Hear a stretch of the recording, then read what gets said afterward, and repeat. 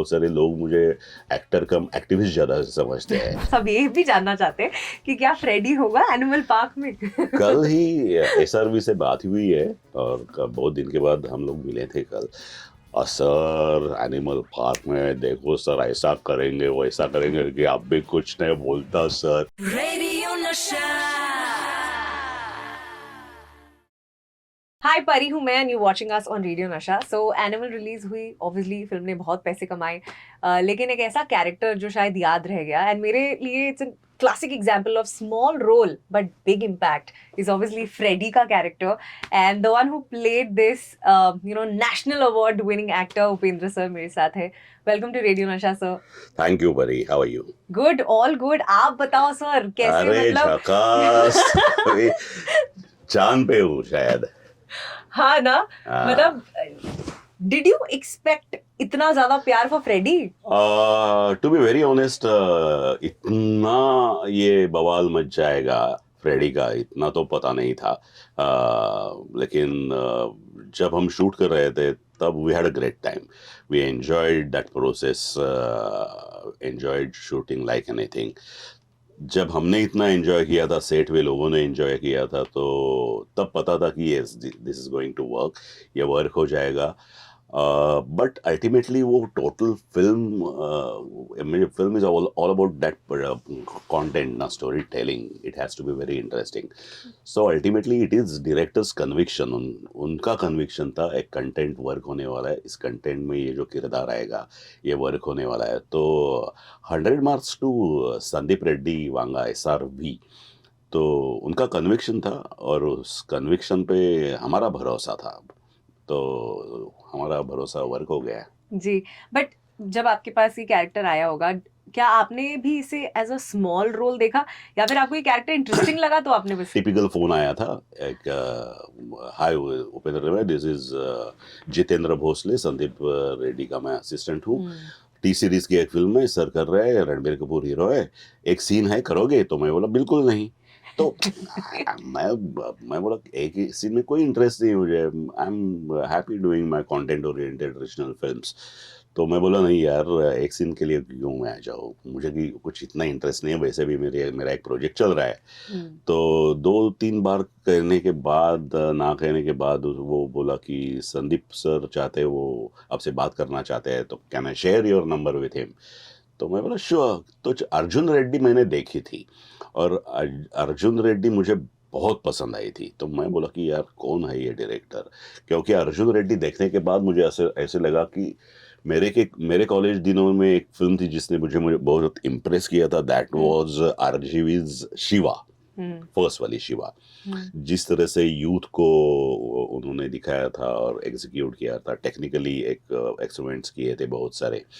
तो अर्जुन रेड्डी देखने के बाद मुझे ऐसा लगा कि शायद इस जनरेशन का ये RGV है। तो मैं बोला कि चलो, मेरा फ़ोन लगाने उनसे, तो वो बोले कि एक सर को बोलना, एक मीटिंग करते हैं टी सीरीज़ के ऑफिस में। मैं गया टी सीरीज़ के ऑफिस में, मैं बोला कि एक इंटरेस्टिंग डायरेक्टर है, बातें कर लेते हैं, और बोल देंगे नहीं करता हूँ। तो but the way he narrated me this scene, the character, तो मुझे लगा यार इट इज़ फन, ये करने में मज़ा आएगा। I have always wanted to get inside Vanga's head, you know कि एज अ डायरेक्टर कैसे, मतलब कहाँ से आता है उनके दिमाग में ये? Correct. तो वो how is he as a director floor पर? किस इज ही द एकदम द रनिंग अराउंड टाइप और? No. As I said earlier, he's a very interesting director to work with. Okay. क्योंकि बिफोर शूट हम लोगों की बहुत डिस्कशंस हुई थी। जब उन्होंने मुझे नरेट किया तब उनके पास actual on paper script scene ready नहीं था, लेकिन जो दिख रहा है वो सब उनके दिमाग में था। उधर एक अंदर एक कंप्यूटर है, तो उधर वो फीड था कंप्लीट। तो मैं बोला कि get me the scene and I will get back to you, मुझे जो लगता है वो मैं आपसे फीडबैक देता हूँ। और उन्होंने बहुत सारा फ्री हैंड दिया था मुझे, बहुत सारी हाँ, आपने एडिशंस काफी है। इम्प्रोवाइज हाँ, किया, ये तो तो मैंने अभी हाँ. जो है it is not on paper नहीं था ना, it is not in the script. तो वो बहुत सारी इम्प्रोवाइजेशंस की थी। मराठी के बहुत सारे एडलिप्स थे जो, क्योंकि उनमें एक वो मराठी का फ्लेवर चाहिए था, हम्म तो उन्होंने सिर्फ मुझे एटीट्यूड बोल दिए थे, तो वो सब एडलिप्स मेरे थे। द पॉपुलर वो एक बहुत हो गया, दैट इज आत्मनिर्भर, आत्मनिर्भर भारत, वो मेड इन इंडिया के बाद जो आता है। तो वेरी लास्ट मोमेंट वो मेरे दिमाग में आ गया था और मैं संदीप को बोला, sir this is the perfect word, ये आत्मनिर्भर इस सिचुएशन में परफेक्ट जाता है।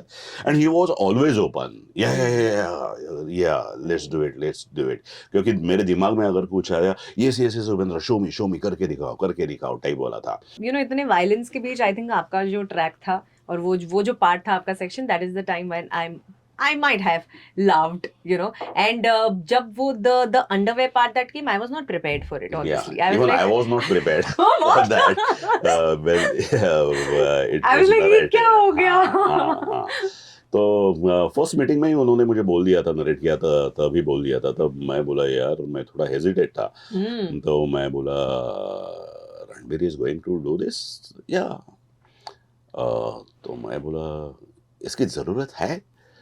तो वो बोला कि रणवीर इज कन्विंस्ड, वो तो करेगा, and you just don't worry, screen play में मैंने ऐसी जगह बनाई है कि इट विल बी जस्टिफाइड, कि तो ऐसे नहीं एक पंच डालने के लिए मैं ये कर रहा हूँ, it is not, it will be justified, trust me. तो मैं बोला कि मैं उनके साथ 2-4 दिन काम करने वाला हूँ, मेरा सीक्वेंस 2 दिन में ख़त्म हो जाएगा। रणबीर उनके साथ 100 से भी ज़्यादा दिन इसकी शूटिंग करेगा। अगर वो एज एन एक्टर कन्विंस्ड है तो मुझे कन्विंस होने में कुछ प्रॉब्लम नहीं है। And it was a service conviction which worked. The world is divided about this film, sir. एक सेक्शन है जिन्हें obviously film बहुत ज़्यादा पसंद आई है, Correct. and no wonder the film has made so much money. But there is also another section that who are saying कि इस film में बहुत ज़्यादा violence Correct, है, there correct. is abuse, there is Correct. misogyny, there is cheating. तो जब आप as an actor कोई भी फिल्म पिक करते हो, डू यू वरी कि फिल्म की ओवरऑल मैसेजिंग क्या है, या फिर आप सिर्फ अपने कैरेक्टर को देखते हो? टू बी वेरी ऑनेस्ट, इस फिल्म के बारे में मुझे टोटलिटी में कुछ मालूम नहीं था, मुझे सिर्फ मुझे मेरा सीन बताया गया था। लेकिन जब फिल्म प्रीमियर को जब मैं गया था और देखने के बाद मुझे ऐसे लगा कि एक बहुत ही रिवोल्यूशनरी डायरेक्टर और फिल्म के साथ मैं जुड़ा हूँ। और ऐसे हो सकता है, मैं आई एम नॉट सेइंग कि हर एक को ये फिल्म पसंद आनी ही चाहिए, बिल्कुल नहीं। It is very relative, you can love it, you can hate it, but you cannot ignore it. तो ये this is my very personal reaction view है कि मेरे बहुत सारे दोस्त जो थिएटर से है, उनकी रिएक्शन ऐसी थी, यार उपया, हमें लग रहा है हम लोग बहुत पीछे रह गए रे, अभी किस तरह का थिंकिंग चल रहा है, किस तरह से वो एग्जीक्यूट किया जा रहा है। और बहुत सारे रिएक्शंस ऐसे भी थे कि यार हिंदी बॉलीवुड मेनस्ट्रीम फिल्म्स की एक लिमिटेशंस होती थी, और वो लिमिटेशंस इस फिल्म ने तोड़ दी। मतलब जिस तरह का एक थॉट जो सीन कंसीव किया जाता है और एग्जीक्यूट किया जाता है, वो अगर इस तरह से देखना है तो हमें हॉलीवुड की फिल्म में देखनी पड़ती थी। आज ये पहली बार ऐसे है कि वो हमारी पूरी रिक्वायरमेंट इस एक हिंदी फिल्म ने पूरी की है। So it is relative, as I said earlier, you can love it or you can hate it, but you cannot ignore it.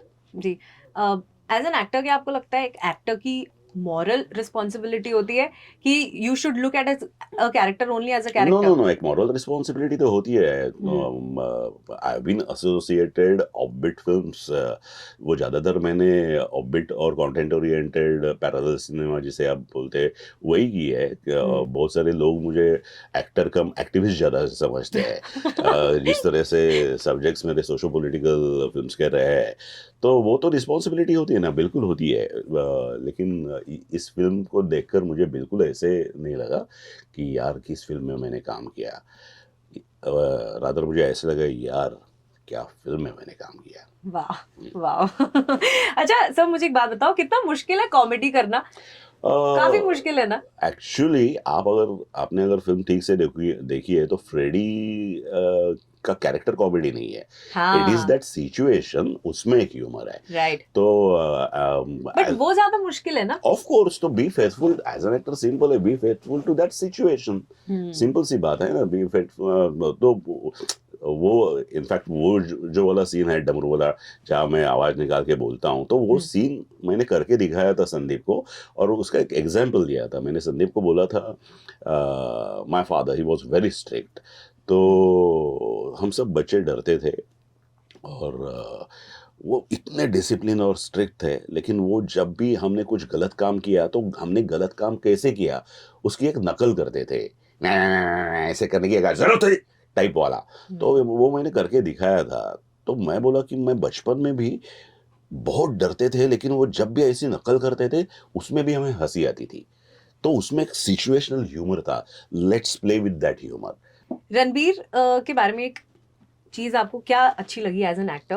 Because मुझे रणबीर को इस फिल्म में देखकर लगा, I mean he was completely in a different zone, he became the character obviously, but is he like that, like camera के सामने आते ही how is he like? One of the most grounded superstar I have ever worked with, ऐसे मैं रणवीर के बारे में कहूँगा।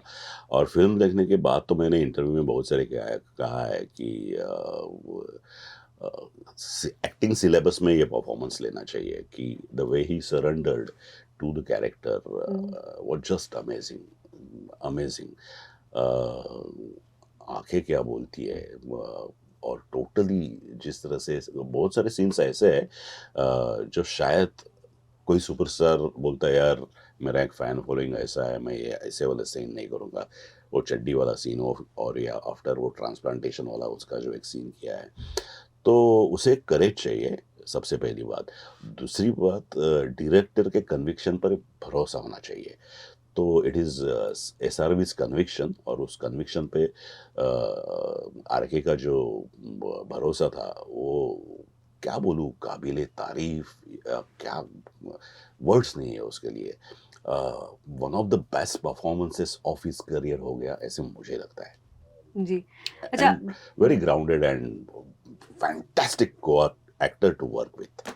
जैसा मैंने शुरुआत में कहा दैट मेरे लिए आपका role is a classic example of small role but big impact, you know, and I think we are ahead of that time जहां एक्टर्स वरी करते थे कि हमारा स्क्रीन टाइम कितना है। स्क्रीन टाइम के बेसिस पर आई थिंक कोई हार्डली शायद But role it play is करता a होगा, है ना? typical line मशहूर है ना, it हाँ. is not length, it is a depth of the character which matters.